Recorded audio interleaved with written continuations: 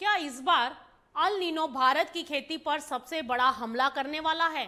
और अगर ऐसा हुआ तो इसका असर सिर्फ किसानों तक सीमित नहीं रहेगा, बल्कि आपको बता दें कि चावल, सोयाबीन, कपास, मूंगफली, तिल, खाद्य तेल और यहां तक कि चीनी की कीमतों पर भी आएगा। क्योंकि अमेरिका के कृषि विभाग यूएसडीए ने भारत के मॉनसून को लेकर एक बड़ी चेतावनी दी है। रिपोर्ट के अनुसार 2026 का मॉनसून सामान्य से कमजोर रह सकता है और इसकी सबसे बड़ी वजह है तेजी से मजबूत होता अल नीनो। मौसम विभाग का कहना है कि इस बार पूरे सीजन में बारिश सामान्य से करीब 10% कम रहेगी और वहीं जून के मध्य तक 32% बारिश कम हुई है और कई इलाकों में तो 90%। यानी कि कम बारिश का असर अब खेतों में दिखने लगा है और खरीफ सीजन की बुआई पिछले साल के मुकाबले 3% पीछे चली गई है। और सबसे ज्यादा चिंता तो कपास और तिलहन को लेकर आ रही है, क्योंकि कपास की बुआई 23% घटी है और तिलहन की 19%, जबकि मूंगफली 44% और तिल 60%।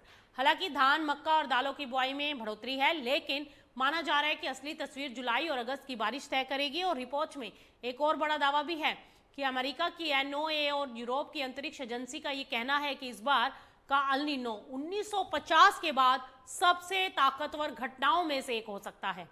यानी कि जुलाई से सितंबर के बीच अगर बारिश सामान्य से कम हुई तो भारत की खरीफ फसलों पर बड़ा असर पड़ेगा। और अब सवाल यह है कि इसका असर बाजार पर क्या होगा।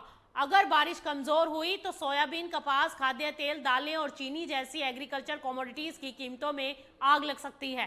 रिपोर्ट के अनुसार भारत पहले ही सोयाबीन इंपोर्ट बढ़ाने की तैयारी कर चुका है और वहीं देश में सोया मील की कीमतें बढ़ रही हैं और चीनी के निर्यात पर लगी रोक भी फिलहाल जारी रहने की उम्मीद है, ताकि घरेलू बाजार में सप्लाई बनी रहे। और किसानों के लिए अगर जुलाई में अच्छी बारिश नहीं हुई तो फसलों की लागत बढ़ेगी, उत्पादन प्रभावित होगा और कई इलाकों में दोबारा बुआई की नौबत भी आएगी। यानी कि इस बार सिर्फ किसान ही नहीं बल्कि पूरा एग्रीकल्चर कमोडिटी मार्केट की नजर आसमान पर है, क्योंकि आने वाले 30 से 60 दिन ये तय करेंगे कि इस साल भारत में फसल कैसी होगी और अनाज, तिलहन, कपास और खाद्य तेल के दाम किस दिशा में जाएंगे।